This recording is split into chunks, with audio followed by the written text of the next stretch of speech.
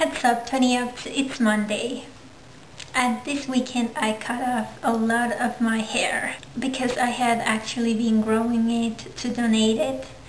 So yeah, I finally cut it, but I didn't cut it too short because actually all my life I've had long hair, so I felt it could be too weird if suddenly it was really short. So I guess for some people this isn't really short hair, but for me it is. It is so short. And I have my hair right here. I wanted to do a video about the whole thing on my personal channel, but I haven't gotten to it because it's been really busy. I've been really busy lately, so maybe eventually. But for now, I have a lot of things to say, so let's get started. Danielle, I know Craig mentioned it too, but I really liked your t-shirt. Your nerd t-shirt was just awesome. I wish I had one just like that. And I guess that ties in with what Rima said, that she could bet real money that nerds will one day rule the world. And I totally agree. I think we already sort of rule. And Rima, you talked about that huge snowstorm, and I was in shock listening to that because I've never actually seen snow at all. So to hear that you were 8 feet deep in snow was, wow, I can't even imagine that. That was really interesting to hear about, that you went through that, and yeah, I bet it must not have been fun after a while, but yeah, that was pretty impressive to me.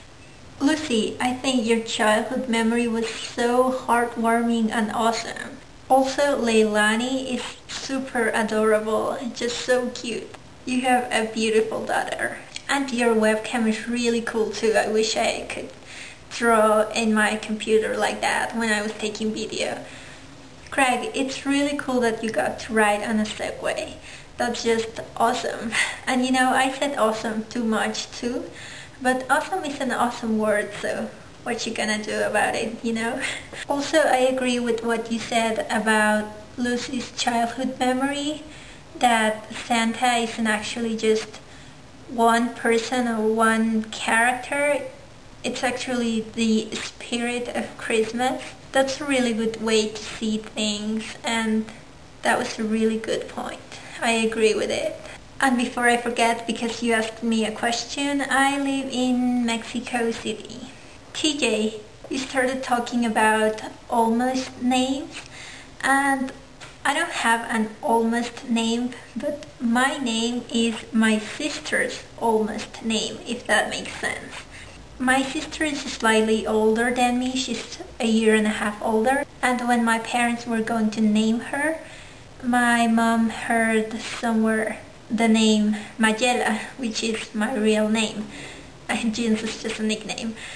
So yeah, she heard that name and she thought it was such a pretty name. She liked it a lot that she almost changed her mind and named my sister that.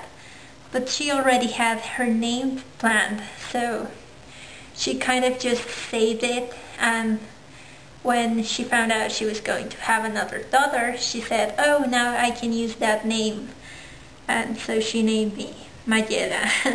I'll definitely look into the books you recommended, but especially that last one, Magic's Child, because it already sounded awesome, but then with the extra bonus that John actually wrote a review about it, that can't be topped. That's just amazing. So I really want to read it now. And with that thought, I guess I should start my own book recommendations. I have to say, I don't have too many books to recommend. I know I proposed this topic, but the problem with me is that half the books I read are in Spanish, and most of them by Mexican or Latin American or Spanish writers.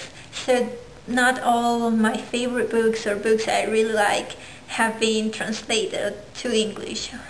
So yeah, that's a bit of a problem.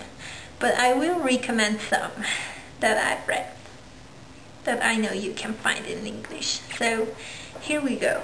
First up, this is probably one of my all-time favorite books, The 5 People You Meet in Heaven by Mitch Albom. And I really like this book. It's very engaging.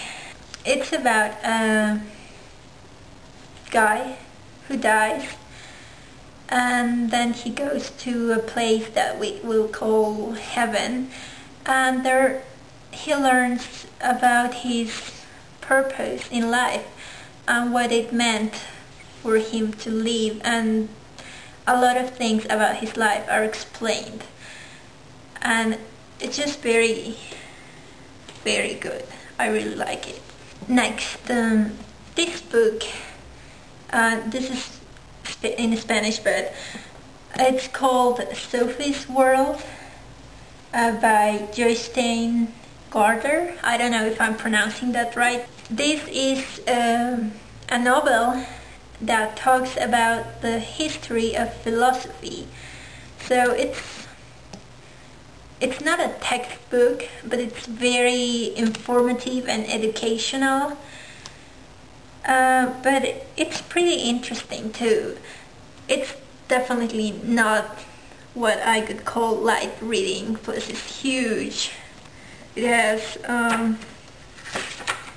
more than 600 pages, so. But it's very interesting if you like philosophy, if you're interested in it. It really teaches you a lot about it and makes you think. So that's why I like it, and I took a long time to read it, but it was definitely worth it. I could also recommend this book if you haven't read it. It's The Book Thief by Markus Zusak. It's the story about a girl in Germany during World War II, so it's pretty interesting. Talks a little about history, and it tells a pretty interesting story. And that's all the books I have with me right now. But I'm also a fan of Michael Ende, especially The Never-Ending Story, which I think everyone probably must have heard about it. But it's different to read the book than to watch the movie. So if you haven't read it, I could recommend it. And also Momo, and I actually liked Momo even more. So I could definitely recommend that. And I don't know what else.